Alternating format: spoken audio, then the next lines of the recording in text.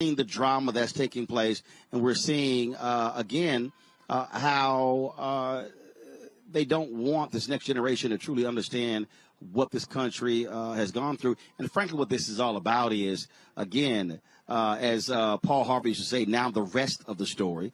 And so Right. they've sort of had this other story that has been cute, but wasn't truly factual, and is driving them crazy. There's another side to this.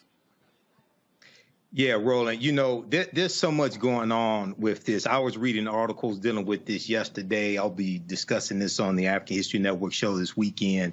First of all, to try to do this revisionist history, and I haven't read the 216-page document that came from the Florida State Board of Education, but from what I understand, it includes controversial language like slaves develop skills which in some instances could be applied for their personal benefit.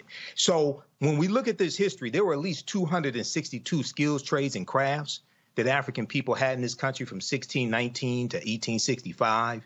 In the book by James Newton, The Other Slaves, Mechanics, Artisans, and Craftsmen, 1978, documents this, okay? But to try to reframe this history, and it appears like they're trying to make it like it was the norm for slaves who had skills to be able to make money while they're enslaved and benefit themselves, things like this. Yes, you have some instances of this, but this was not the norm, okay? This is not what happened to the majority of them. And, when we talk about this revisionist history, now this does not surprise me at all, because there was a 130-year campaign or so propaganda revisionist history surrounding the Civil War called the Lost Cause. And the Lost Cause rewrote the history of the Civil War. It made the South the heroes, the Confederates the heroes. It made them the victims of the Union. Okay, it said that the Civil War wasn't because of slavery, it's because of secession. It said that the Confederate soldiers were heroes and all different types of things like this. And one of the biggest pieces, maybe in the last 40 years, of that revisionist history would be the TV show The Dukes of Hazzard, either intentionally or unintentionally, because the car that was really the star of the Dukes of Hazzard is called the General Lee, named after General Robert E. Lee, who was a traitor to the Union, the Confederate general from Virginia. And on top of the General Lee car is the Confederate battle flag of Northern Virginia, which is a symbol of the insurrection, okay, which was General Robert E. Lee's regiment, okay? So we have to have a better understanding of history to see these threats coming. And lastly, this is the power that a governor has. And Ron DeSantis, even though he may act stupid, he has a degree in history from Yale University. He may act stupid, but he's not ignorant of history. Okay, so this is the example, another example of why elections have consequences. We have to stop threats like this. In middle school, these new teaching standards require students to be taught that slavery was beneficial to African Americans because it helped them develop skills. It helped them develop skills, the union said. Now, I want to go to this here. A spokesperson from the Florida Department of Education on Thursday, that was Thursday, July 20th, provided a response to NBC News questions through a statement from Dr. William Allen and Dr. Francis Presley Rice, who are members of Florida's African American History Standards Work Group. Florida's African American History Standards Work Group. The new standards were defended in the statement as, quote, comprehensive and rigorous instruction on African American history. We proudly stand behind these African American history standards, the statement said. Okay, now, quote, the intent of this particular benchmark clarification is to show that some slaves develop highly specialized trades from which they benefited. Okay, from which they benefited. This is factual and well documented. Okay, so then the statement released by these two, okay, who are on the who are members of Florida's African American History Standards Work Group, and It's a statement released by a spokesperson from Florida's Department of Education. It then goes on to list 16 African Americans who they claim benefited from skills they learned during slavery. The statement continued. Some examples include blacksmiths like Ned Cobb, Henry Blair, Lewis Latimer, and John Henry. Okay, shoemakers like James Fortin, Paul Cuffey, and Betty Washington Lewis, fishing and shipping industry workers like Jupiter Heyman, John Chavis, William Whipper, and Crispus Attucks, tailors like Elizabeth Keckley, James Thomas, and Marietta Carter, and teachers like Betty Stockton and Booker T. Washington. End quote. It's disappointing that some detractors would devalue the research from the work group and reduce it to, quote, a few isolated expressions without context, end quote, the statement said. All right. Now, a representative for Governor Ron DeSantis could not be immediately reached for comment on Thursday. Okay, now, here's what's something important. So I was looking at, very familiar with Paul Cuffey. Paul Cuffey took African Americans back to Sierra Leone, repatriated back to Sierra Leone. There's an article from the Tampa Bay Times that deals with these claims coming from the Florida Department of Education. Okay. And the name of this article is Benefited from Slavery. Critics say some of the state's examples were never even slaves. Okay. There's no evidence that Paul Cuffey was ever a slave. There's no evidence Paul Cuffey was ever a slave. Read this article here from the Tampa Bay Times. Benefited from slavery. Critics say some of the state's examples were never even slaves. The battle over Florida's new African-American history standards grows more heated. All right. So we know Booker T. Washington was a former slave, right? But they go and they talk about responding to the criticism. The department issued a statement Thursday offering 16 examples of historic figures it said fit the description, that they developed highly specialized abilities that helped them later in life is, quote, factual and well documented, the department said. Asked for more information on Friday, the Florida Department of Education cited the colored patriots of the American Revolution, an 1895 book, a book that came out in 1895 by William Cooper Nell, and they cited Encyclopedia of African American History from 1619 to 1895. This was a book that came out in 2006, edited by Paul Finkelman. All right. Now, let's see. Other sources offer conflicting descriptions of the 16 historic figures, and critics came forward to attack the department's claims. Critics came forward to attack the Florida Department of Education's claims. Several critics argued that nearly half the figures highlighted by the state of Florida were never enslaved Africans. Others who did spend time in slavery did not gain their skills from slavery. They gained the skills after slavery. Okay, quote, they just threw out a bunch of names to make it seem like something good came of slavery, said Andrew Spar, president of the Florida Education Association Teachers Union. Quote, the reality of it is the facts don't back up what they are saying, end quote. He mentioned Booker T. Washington included on the state list as an educator. Booker T. Washington was enslaved, but did not gain his skills until after being freed at age 9. Booker T. Washington worked in mines and as a houseboy before entering school, according to Tuskegee University, which Booker T. Washington founded in 1881. Georgetown University postdoctoral fellow Joshua Stein took issue with the state of Florida's use of James Forten and Lewis Latimer as examples. The Florida Department of Education said Lewis Latimer was a blacksmith born in slavery in 1848 and freed in 1852, and James Forten was a shoemaker born into slavery in 1766 who escaped in 1784. Okay, a museum dedicated to Lewis Latimer states that he was born to two self-liberated, formerly enslaved parents. Okay, he was born free. Lewis Latimer was born free. He was born to two self-liberated, formerly enslaved parents. He was self-educated. He worked as an inventor, participating in the development of the telephone and incandescent lighting, among other inventions. Now, the Museum of the American Revolution describes James Forten as a black entrepreneur born to free parents. James Forten was never a slave.